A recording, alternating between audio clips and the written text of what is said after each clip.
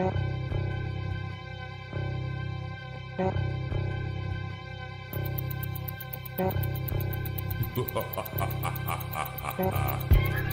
I'm here on a mission of mercy.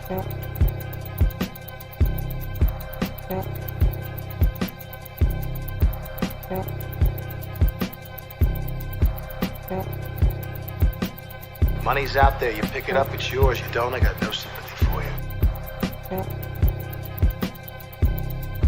Do I have your attention? Do I have your attention?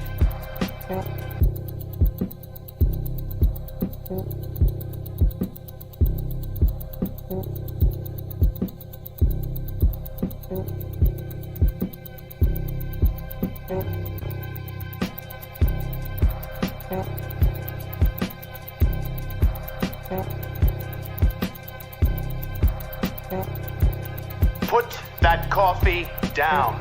Put that coffee down.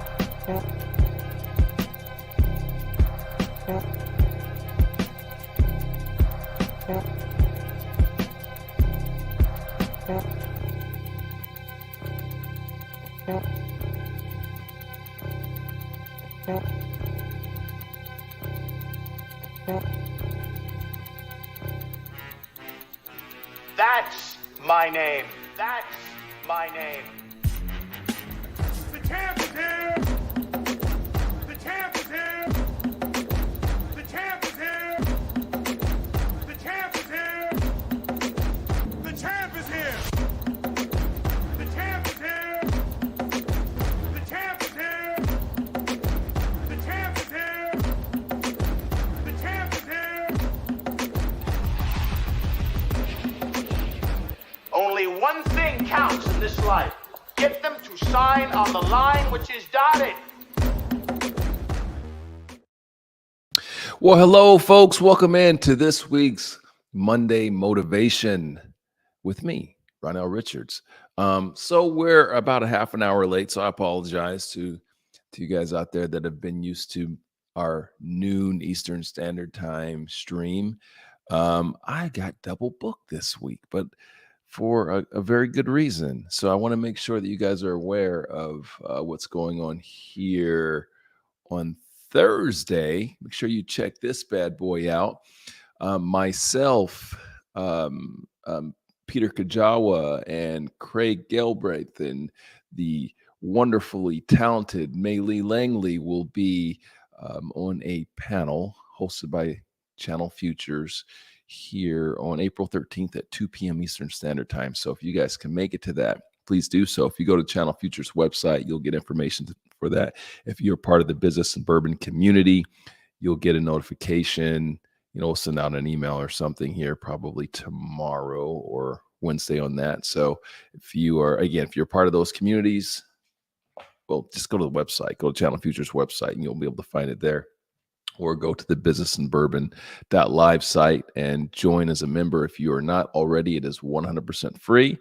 But that way you'll get notifications of cool stuff like that and other things that we're doing as a Business and Bourbon community or that I'm doing out there. All right, man. So check in. Let me know where you're at. We are streaming live on LinkedIn, Facebook, and YouTube, my friends. So again, my apologies. We're late today. As I got a little double book, but that's business, right? That's business. That's what happens. That's life. But what we do is we keep it moving. We roll with it. So today, I wanted to hop into one of the concepts from the book, in hopes that could bring some, a little clarity, little enlightenment today, a little focus. So I want to hop into one of the concepts around discovery. So I'm going to start by just kind of reading an excerpt from the book here. And if you guys don't have your copy of the book, go get it. It's you can go to shutthehellupandsell.com and you can order your paperback through there. You can order it, the audiobook as well. If you like hearing me read it to you, that's been really popular as of late. I'm an audiobook guy. I got to admit it. I've got a ton of books there. And even though I'm looking over at my little bookshelf over here, and even though I am very well-meaning, because most of these books, that I'm looking at on my shelf. They have been written by people that I know and that have sent me their book, or I've gone and picked up their book, and I have partially read all of them. I have fully read none of them, but I have listened to most of them on audiobook. That's just how I consume. It's kind of hard for me to sit down and read through a book cover to cover. Some of you guys do that, and I know that's your jam. For me, it's more difficult, even though I want to. I wish I was, more of one of those people. So I wanted to make sure that I had to, in creating the book, that I made sure and put it out there in a way that everyone can enjoy and consume and learn something from it. So the audiobook has been doing really well, and it's narrated by me. So if you dig my voice, great. If you don't, it's going to suck, but hopefully you dig it. All right. So I want to get into this little excerpt of the book in our discovery. This chapter is actually chapter 11, Discovery Meetings. Okay, this little excerpt is called "They Talk, You Win. You Talk, You Lose." Here we go. Your prospect is the star of discovery, so your focus should be to keep them talking and do little talking yourself.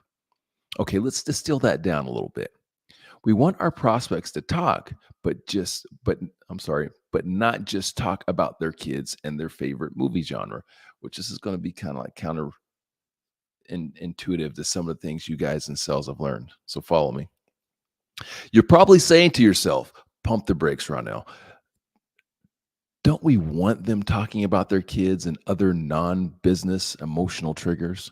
That's how we connect with them, right? That's how we make a friend. My answer is not if it prevents you from getting the information you need to make an impact in their business. This is something that I've seen time and time again over the years. And with my own sellers, is that sometimes sellers are so focused on superficial stuff, trying to make a friend, that they're not focused on what matters the most. All right. So the key to closing business consistently is not that people like you. It's that you bring value and impact to their lives. All right. Before you jump down my throat, I'm not saying that rapport doesn't matter. Yes, it can help the relationship part of sales. That said, I have friends I'd gladly have a beer with, but not buy anything from. We all do. Think about that. Your role in discovery is to be a conductor of the music. The prospect is the orchestra. They play the music, but take cues from you. I want to read you guys a quick quote that's in the book. It says, the conductor's job is to fight the group's influence and keep the music moving at a steady pace. Using patterns, conductors draw shapes draw shapes in the air, guiding the musician through the music, bouncing on each beat to keep everyone moving at the same time. That was written by Kathleen Croney of the University of Aberdeen. Your job as the conductor of the discovery is to guide the conversation and keep the focus. This is some parts science and some parts art. You'll get better at the art of this the more repetitions you have. The science part, I can help you with. So the reason why I wanted to read this to you guys this morning, just this little excerpt, is I want you thinking about when you're doing discovery, when you're sitting down to do discovery with that next prospect, putting down that desire to create solutions, not to create solutions. That's what we're going to do long term, but to give suggestions, to just talk about superficial banter, and understanding that the goal is to not just to have them talking, but to have them talking about things that are important to the process of creating a solution for them that's going to be impactful. It's really, truly being focused on what matters on the other side of the table. When I first got into sales, outside corporate sales many years ago, I can remember being told that What you have to do when you sit down in an office is you scan the office and you look at everything that they've got going on there and you make comments about their things. So if you see the guy has a picture of Tiger Woods, well, he digs golf, so you got to talk about golf. Or you see there's a Georgia Bulldog helmet, oh, he's a Georgia Bulldog guy. I got to talk about Georgia Bulldogs. I'm not saying that rapport building is not important, but what I've seen more times than not is that we're so focused on that superficial stuff, that superficial connective tissue that we fail to recognize the importance of providing real substantive value to the person that's sitting over across the table from us. And we can't do that unless we go through the process of really truly understanding what matters the most to them, what's going on in their world, what's going to get them hired, what's going to get them promoted, what's going to get them fired, those sorts of things. That's where we want to get to in the discovery process. And what I've done in the book is really tried to bring people to not just the importance of that and understand the importance of that, but how to do it. Because I can sit and tell you guys all day, like, oh yeah, you should do this. But if we don't have a recipe to do it, if we don't have specific prescriptive instruction on how to do it, how does it ever happen? It's just rhetoric. And that's what I see a lot. It's just rhetoric. So I'm going to give you guys one of the most important things that has helped me over the years in staying on task and making sure that I'm focused the most on that person sitting across the table from me. And this sounds like super basic, and it is, but it works. It works for me and it'll work for you. And it's just simply the act of taking notes. You see, when I am taking notes, I have more focus on that person across the table and what it is that they're saying, and making sure that I'm comprehending what they're saying, and then I'm communicating to them that I'm comprehending what they're saying, and it gets me more focused on them and not on me. A lot of times in the sales process, just in communication, not just the sales process, we're thinking about us through that process. We're thinking about us through that communication process. And what I mean by that is, every time something comes out of someone's mouth, we're thinking about what we're going to say in response. We're only processing it in a way to be able to respond, as opposed to just receiving information. In the sales process and the discovery process, if we want to be successful in that, as successful as you can be, you really just have to be the sponge. You got to just continue to ask great thought-provoking questions that are going to uncover what matters the most to that person, and just shut the hell up, for lack of a better way to put it, right? So a great tool in doing that is simply taking notes. Writing down kind of keeps you focused and keeps you on task.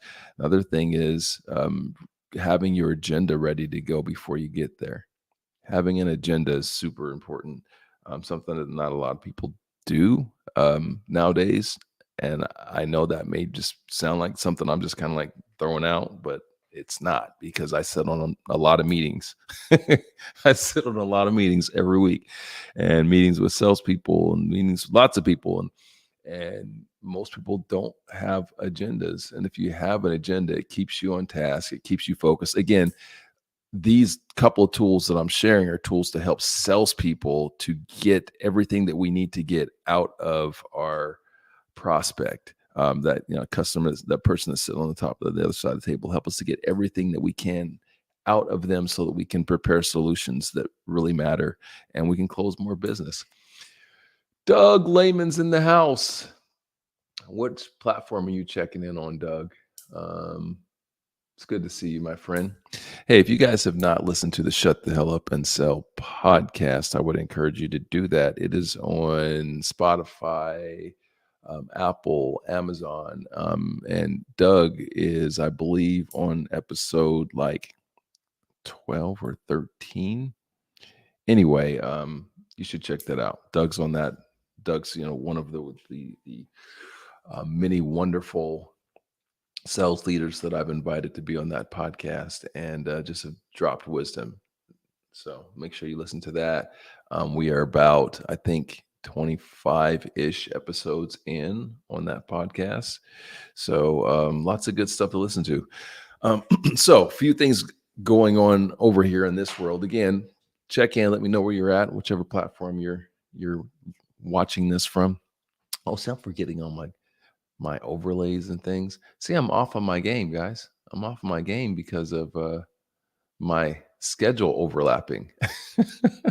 So I get started 30 minutes late and I forget the branding. How can the branding guy forget the branding? Bam. There it is. All right. Anyway, we do have the Channel Partners Conference coming up here. For those of you that are in the Technology Channel Partners Conference coming up the 1st of May. I will be there. We will be there. The Business and Bourbon team will be there. We will also be sitting on a panel Wednesday at 10:15, Wednesday the 3rd at 10:15. So if you're attending that conference, come through.